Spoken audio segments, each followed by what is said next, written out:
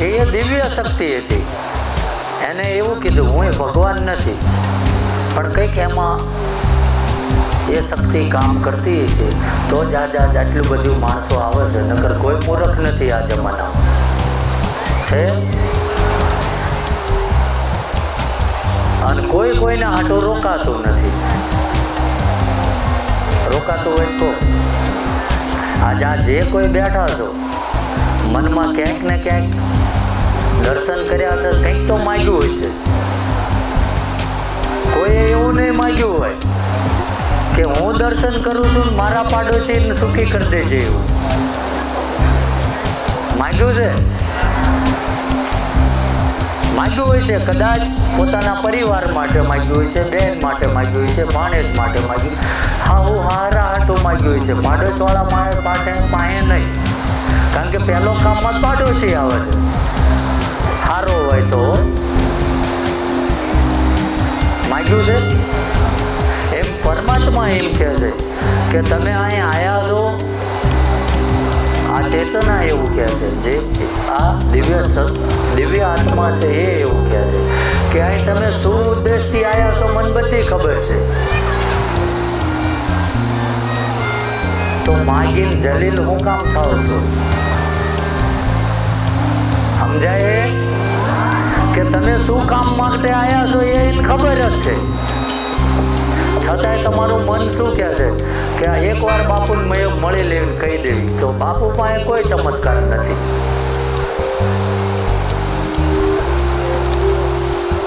કર્યો મેં કોઈ ચમત્કાર? થયો? હા કે ના? તો બોલો મોઢા મગ બધા. મને એમ થાય છે હું કોની આગળ આ બધું પ્રવચન આપું છું. જો તમારે જ નથી જાગવું તો હુઈ રહો ને. નવરાજ મારી પાસે નથી. જાઓ અંધશ્રદ્ધાની કતારમાં જાઓ, વેચો. બાપાના 2-5 વીઘા પડ્યા વેચ નાખો. કે અસત્ય બોલું છું? હજુ મોઢા મગ ભર્યા હે. ગામમાં કોકની પંચાયત કરવામાં બારો ન આવવા દેતા. કે દાદાનો મુખ્ય ઉદ્દેશ એ છે કે હરેક જીવ રહ્યો એ એકબીજાના કામમાં આવે. આવું કે ના આવું એ તમારે નક્કી કરવા. મેં તો મને જે ઉજાડ્યું એ બોલી દીધું. સમજાય?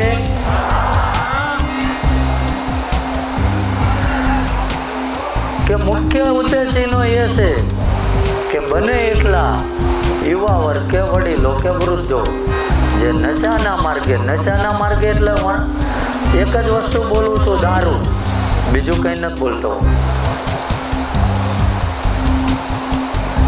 કે દારૂના માર્ગે જતા રહ્યા છે અને જેને આ દરદલમાંથી નીકળવું છે તો એ દાદાના આશીર્વાદથી બહાર નીકળી શકે છે.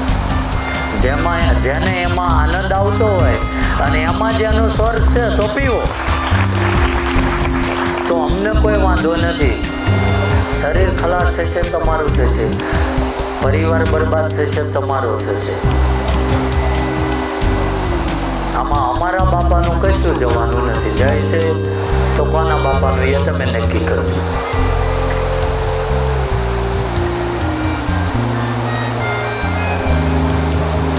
કારણ કે હું ઘણા ટાઈમથી મનોમન મંથન કરું જ છું કે ઘણી અપેક્ષાઓ લઈને માણસો આવે. ઘણી એટલે માનું છું કે બધાને હરખું જ્ઞાન ના હોય, પણ જ્ઞાન કોક આપે તો પછી તો સમજણ હોય ને કે હવે આપણાથી આ થાય કે ના થાય. હું બીજા હારે મારી હરખામણી ક્યારેય નથી કરતો કે હું અલગ છું એવું નથી કહેતો, પણ ભગવાને એક હરખા કોઈ નથી ઘડ્યા એ પાક્કું છે. નકર ફિંગરપ્રિન્ટ બધાની મળતી આવતી હોય, કોકનો અંગૂઠો મારીને કોક પૈસા લઈ લેતું હોય. હા કે ના? એટલે ભગવાને ક્યાંક ને ક્યાંક બધાને નોખા બનાવ્યા હશે, આ પાક્કું છે. અને બીજા શું કરે છે એનેથી મારે નથી, કારણ કે મને ખબર છે જો બધું સત્ય બોલ નાખીશ ને તો આ બધા મળી મારી ઉપર હાવી થઈ જવાના છે. એટલે નહીં બોલું. બીજું આગળનું તમે સમજી જજો.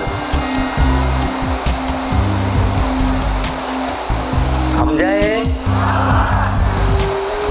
કે હું કોઈનો વિરોધ નથી કરતો, પણ હું છેલ્લા આ 7 દિવસથી મનોમન મંથન કરું છું કે ઘણી વાર આપણે હું કોઈને બિરાદરીની વાત નથી કરતો.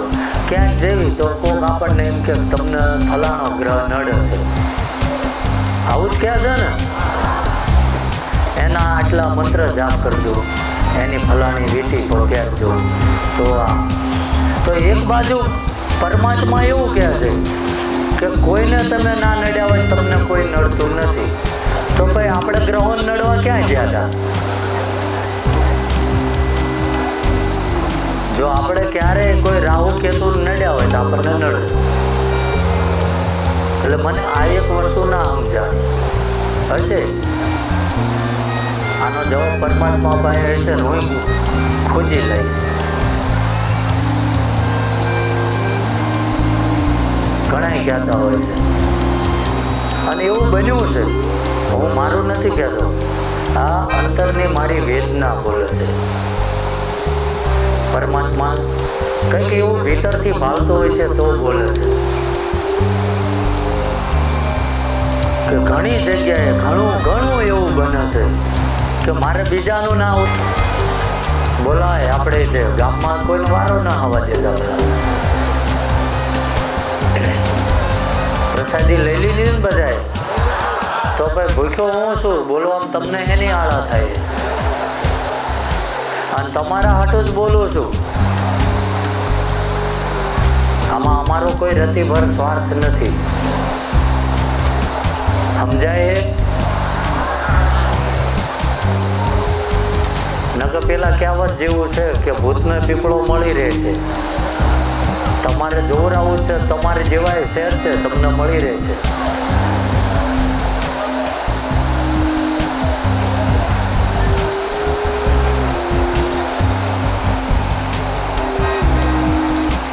કે ક્યારેય અમે અહીં ચમત્કાર કરીએ એવો દાવો ન કર્યો છે ક્યારેય?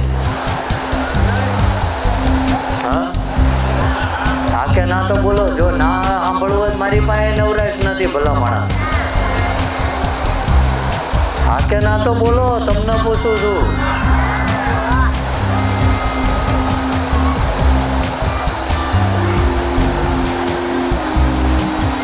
અને ઘણા માણસોના કામ થયા છે, ઘણા એટલે અસંખ્ય. કારણ કે આજે આ તમે બેઠા તો વરસાદના કારણે ઘણી સંખ્યા ઓછી છે, અમે તો એવું માની, પણ ઓછી નથી થવાની. હમણાં ખબર છે કે 11 વાગતા તો હજી એટલી થવાની જ છે. આ થોડું અમે વહેલું ચાલુ કરી દીધું વરસાદના હિસાબે. કેમ કે કોઈ દૂરથી આવ્યા હોય ને એને સલાહ સૂચન લઈને જવું હોય તો વરસાદના કારણે અટવાય નહીં. અને જે દૂર ના હોય, વાહન ના હોય, તો એની માટે રહેવાની વ્યવસ્થા છે આપણે, જેનો કોઈ ચાર્જ નથી. સમજાય? હવે કે હાથ ના બોલો,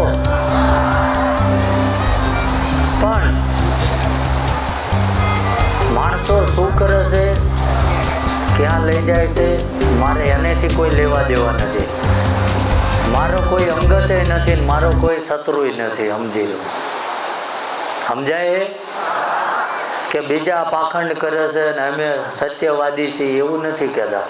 કે બધું ડિપેન્ડ તમારી ઉપર કરે છે, નક્કી તમારે કરવાનું. હું તો કહું છું 5 જગ્યાએ ચકાસો. સમજાય?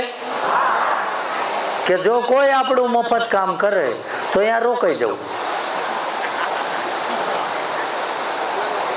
વાત બરોબર જ બોલું છું ને? અને અમે આ કરીએ છીએ એટલે કીધું કે તમે પાર્કિંગ થી લઈને પ્રસાદીની ડીશ લો ત્યાં લગીને જો તમારી પાસે કોઈ 5 પૈસા માગે તો આ માથું ઉતારી ભોળાનાથના પગમાં નાખી દઉં. માગ્યા કેમ? કે ક્યારે મેં ધૂણી કે પ્રવચનમાં એવું કીધું હોય તો કહો કે દાદા ભગવાન છે, એવું કીધું હોય તો કહો. કીધું છે? નથી કીધું. એને કીધું કે હું ભગવાન નથી ભાઈ. પણ મેં એવું નક્કી કર્યું કે એ કોઈ દિવ્ય આત્મા છે કે એને લોકોની મદદ કરવી હતી એટલે પરત આવ્યું છે. મને ધૂણાવા ના આવ્યું. નક્કી કરી લેજો, મને ધૂણાવા નથી આવ્યું. અને મને કોઈ ધૂણવાનો શોખ નથી. 1 વર્ષથી કોઈ બતાવો મને કોઈને અહીંયા માંડવામાં ધૂણતો ભાળ્યો હોય તો ભાળ્યો કે જ્યારે અમે આ ગતિને નતા સમજતા ને એ પ્રવેશ કરતી હતી ત્યારે વસ્તુ અલગ હતી. પણ અમે એની પાસે કંઈક નવું માગીએ છીએ કે અમને કંઈક એવું માધ્યમ બનાય કે બીજા ધૂણે એનો મન વિરોધ નથી, ભલે પછાડ્યું ખાઈને ધૂણે, મને કંઈ વાંધો નહીં. હું મારો જવાબદાર છું, મારે શું કરવું, તમે શું કરશો હું તો તમને બોધ આપું છું. તમારે શું કરવું એ ઘરે જઈને નક્કી કરજો. કાયમ જોવરાવું કે ના જોવરાવું. મારા શબ્દો સાચા લાગે તો મનમાં લઈ જવું, નકર અહીંથી બહાર નીકળી જાઓ, ખાધું પીધું રાજ કર્યું, ભૂલી જવાનું.